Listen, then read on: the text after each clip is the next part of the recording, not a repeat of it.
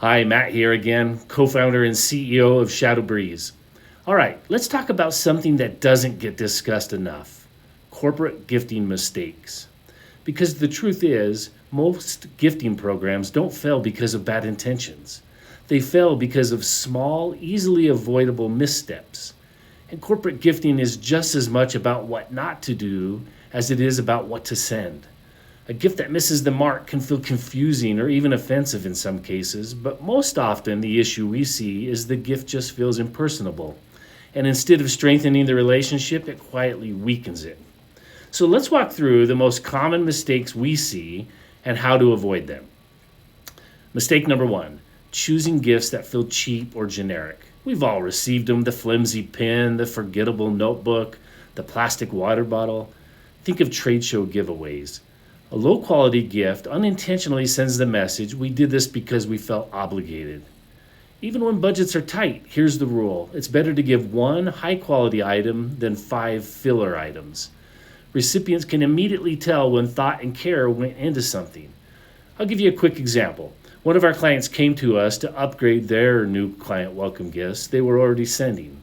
They had a modest budget, and their current gift included a stress ball, a cheap pen, and other forgettable office supplies. We worked with them to redesign a gift that included a premium notebook and an executive pen. Their budget was the same, but the perception completely changed. Positive feedback, measured by comments from their new clients, increased significantly because quality beats quantity every time. Mistake number two: over branding the gift.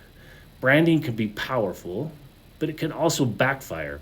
When the logo is huge and front and center, the gift stops feeling like appreciation and starts feeling like advertising. And if it feels promotional, it's probably going to be set aside or worse, thrown away. If you're going to brand the gift, keep it subtle: tone on tone embossing, small engraving, or branding the packaging instead of the product. The goal is for the recipient to think, wow, this is nice, not, oh, this is marketing. Mistake number three: ignoring cultural, dietary, or personal sensitivities. This one's bigger than most people realize. Food gifts are very popular, but they can be tricky. Alcohol, meats, nuts, holiday specific themes can unintentionally exclude people. When you're gifting to diverse teams or clients, it's smart to think inclusively. Avoid alcohol unless you're certain it's appropriate. Keep in mind that recent polls show that 40% of the US doesn't drink. Choose universally safe foods if you're sending food, and include a variety of items in your gift so even if one item is not a hit, the other items can be. Another option is to consider non food categories altogether: wellness, tech, travel accessories, things that work for almost everyone. Thoughtfulness is not just about what you send, it's about who might feel left out. Mistake number four: sending gifts too late or at the wrong time. Timing matters more than people think. Holiday gifts that show up in mid January can feel like an afterthought. Birthday gifts that arrive a week late lose impact. And if you know shipping windows are tight, plan early. And if you miss a holiday window, pivot. A New Year, fresh start gift in January can actually feel more unique and intentional than another December box competing with everything else. Sometimes shifting the moment creates a better one. Mistake number five: forgetting remote or hybrid teams. This happens all the time. Gifts get handed out in the office, remote team members are promised something later, and then sometimes it just doesn't happen. Even when it's accidental, it creates a feeling of exclusion.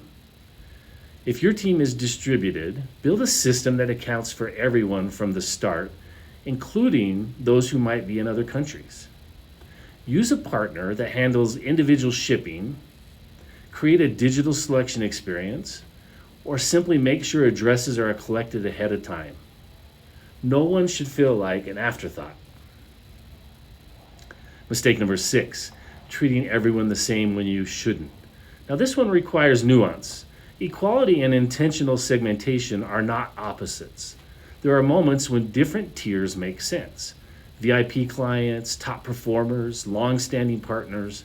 That doesn't mean you overspend, it means you elevate thoughtfully. Maybe the packaging is upgraded. Maybe there's personalization. Maybe there's a handwritten note from leadership. The experience feels different because the relationship is different. At the end of the day, corporate gifting isn't about the product, it's about the perception. It's about how the recipient feels when they open the box. Did this feel thoughtful? Did it feel intentional? Did it feel like it was meant for me? If you avoid these 6 mistakes, you'll already be ahead of most companies. Because when gifting is done well, it strengthens relationship, and when it's done poorly, it quietly weakens them. If you found this helpful, I'd encourage you to look at your next gifting moment and ask, are we being intentional or just checking a box? That question changes everything.